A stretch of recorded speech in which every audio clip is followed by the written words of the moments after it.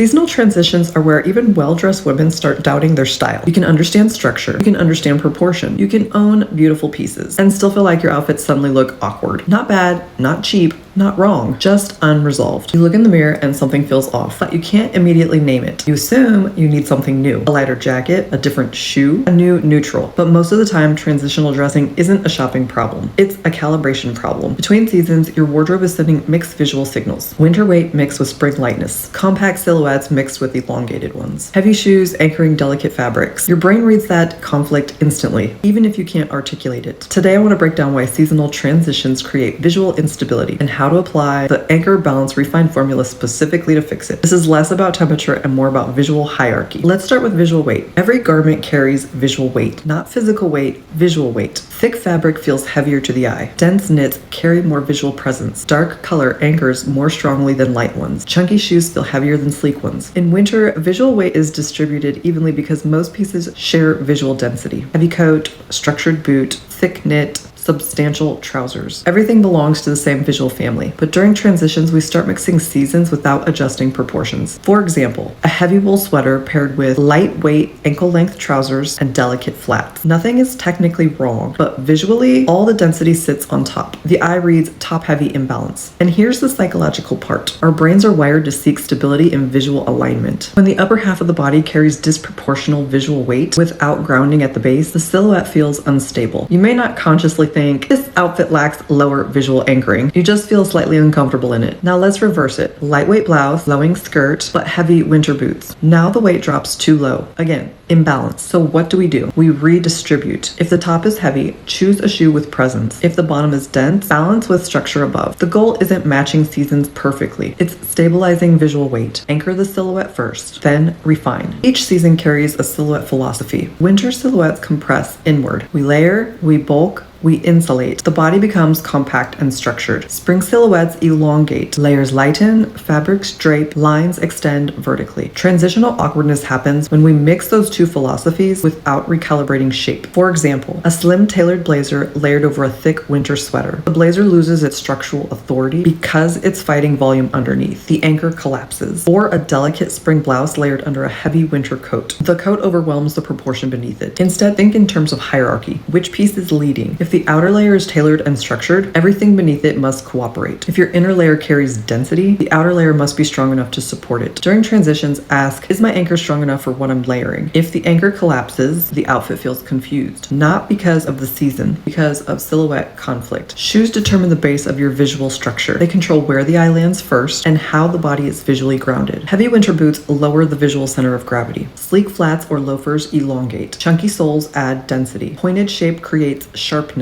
During seasonal transitions, footwear often sends the strongest seasonal signal. You can wear a transitional knit. You can layer lightly. But if your shoe still screams deep winter, the outfit feels unresolved. Likewise, pairing a delicate flat with a thick winter trouser can destabilize the silhouette. Ask yourself, does my shoe align with the visual weight of my fabric? If your clothing is heavy, your footwear must carry some visual presence. If your outfit is light, your shoe should refine, not overpower. Footwear is not just functional, it's architectural. Now let's talk about something more subtle. Seasonal energy. Winter often leans cool and saturated. Spring leans warmer and softer. When you mix cool charcoal with warm beige without intention, the eye senses disconnect. Not because the colors clash, but because the seasonal energy conflicts. During transitions, cohesion matters more than contrast. Keep your neutrals aligned. Let structure stabilize before introducing seasonal experimentation. Color works best when proportion is already resolved. Okay, so you might be thinking, does this mean I can't mix seasons?